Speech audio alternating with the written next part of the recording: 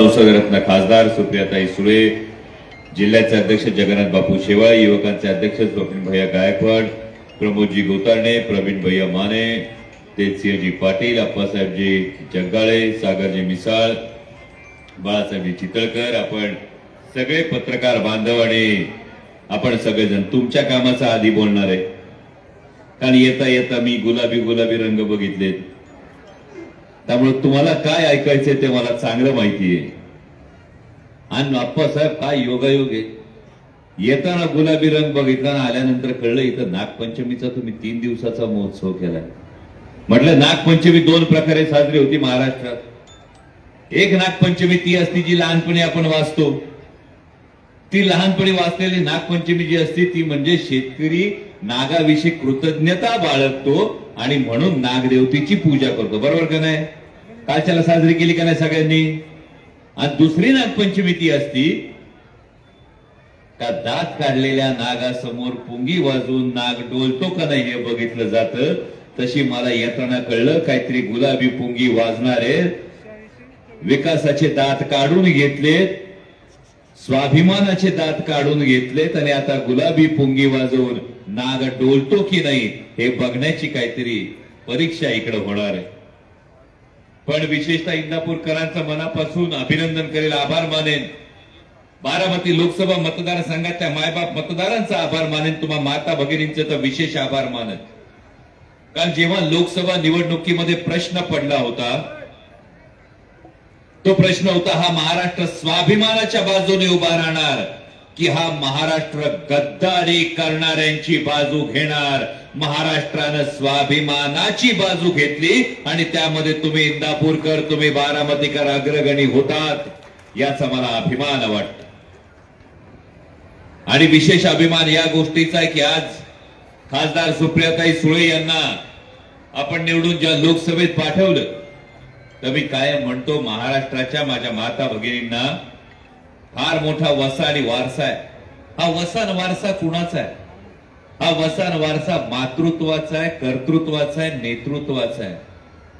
बाकी कुणीही एवढा मोठा वसा वारसा सांगू शकत नाही जो तुम्ही माता भगिनी सांगता.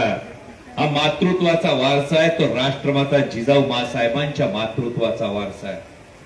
जो कर्तृत्वाचा वारसा आहे तो क्रांतीज्योती सावित्रीबाई फुल्यांच्या कर्तृत्वाचा वारसा आहे आणि नेतृत्वाचा वारसा आहे तो पुण्यश्लोक अहिल्याबाई होळकरांच्या नेतृत्वाचा वारसा आहे.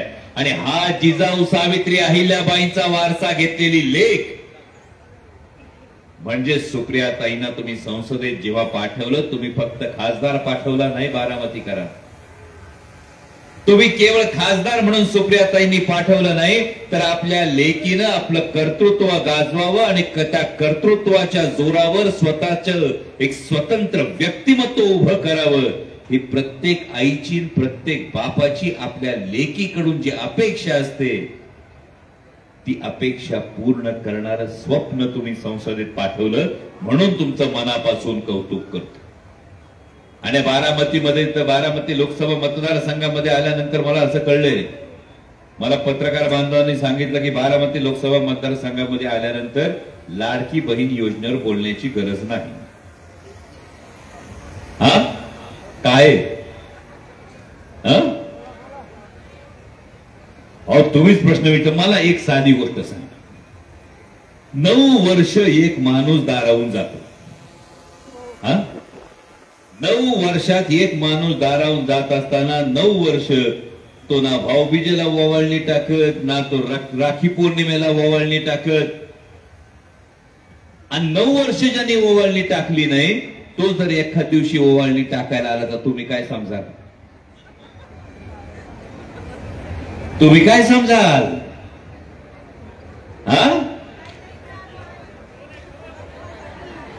काहीतरी एवढ्या आमच्या बहिणी हुशार आहेत, यांना काय वेगळं सांगायचंय की ज्या माणसानं 9 वेळा अर्थसंकल्प राज्याचा जाहीर केला, त्या अर्थसंकल्पामध्ये कधीच लाडकी बहीण आठवली नाही. लोकसभा निवडणुकीला महाराष्ट्रातल्या जनतेने आरसा दाखवला आणि त्यामुळं आता लाडकी बहीण जर आठवली असेल तर आमच्या बहिणींचा बी प्रश्न आहे. 1500 येणार काय वाईट नाही, आपल्याच कष्टाचे, आपल्याच मेहनतीचे. चप्पलवर बी जीएसटी देतोय, साडी घेताय त्याच्यावर बी जीएसटी देताय, दह्यावर बी जीएसटी देताय, आपल्याच हक्काचा आपल्यालाच देताय. पण 1500 दिले तर त्यातले 850 गॅसला गेले का नाही गेले? राहिले किती मावशी? 650 राहिले. आता 650 मध्ये किराणा येईल का? साखर कसा किलो, गुळ कशी किलो, तांदूळ कसा किलो, डाळ कशी किलो, पोरांची वया पुस्तकं येतील का? कुठं जायचं म्हटलं तर पेट्रोल येईल का? आणि मग लाडकी बहीण म्हणल्यानंतर जर कोणी असं म्हणत असेल की आमच्या समोरचं बटन दाबलं तरच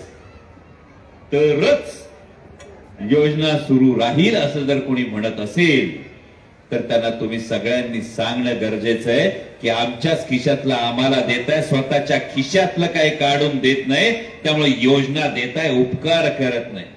आणि म्हणून जाता जाता उशीर झाल्याची पूर्ण कल्पना जाता जाता एकच गोष्ट सांगतो. पण भैयासाहेब, आप्पासाहेब, हे जे पुढचं बोलतोय हे साठवून ठेवा. हे फार महत्वाचं इंदापूरकरांसाठी. कारण इंदापूरनी लोकसभा निवडणुकीत जे पाहिले ते बोलतोय. कितीही दमदाटी केली तरी लोक आता बदलत नाही. अंतुर्ले गावातच झालं होतं ना. किती दमदाटी केली तरी लोक आता बदलत नाहीत. बघतोस तुला बघूनच घेतो, स्वाभिमानाला काही खपत नाही. किती दमदाटी केली तरी लोक आता बदलत नाहीत. बघतोस तुला बघून घेतो, स्वाभिमानाला काही खपत नाही. वस्तू चोरली रंग बदलला, वस्तू चोरली रंग बदलला तरी चोरी काही लपत नाही. स्वार्थासाठी बाप बदलला तर जनतेला ते पटत नाही. स्वार्थासाठी बाप बदलला तर जनतेला ते पटत नाही. घड्याळ जरी चोरलं तुम्ही, घड्याळ जरी चोरलं तुम्ही तरी वेळ मात्र आमचीच आहे. जाकीट घाला नाहीतर योजना काढा. हवा फक्त पवार साहेबांची आहे, हवा फक्त पवार साहेबांची आहे. आणि त्यामुळे आपल्या सगळ्यांना हीच विनंती आहे.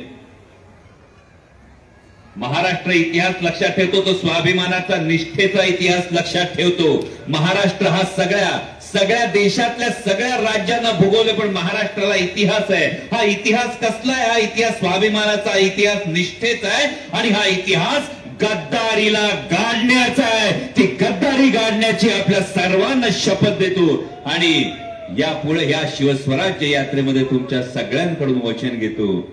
इंदापूर विधानसभा मतदारसंघामध्ये आदरणीय शरदचंद्रजी पवार साहेबांच्या पाठीशी उभं राहून तुतारी वाजवणारा माणूसच दिसला पाहिजे, तुतारी वाजवणारा माणूसच टिकला पाहिजे. जय शिवराय.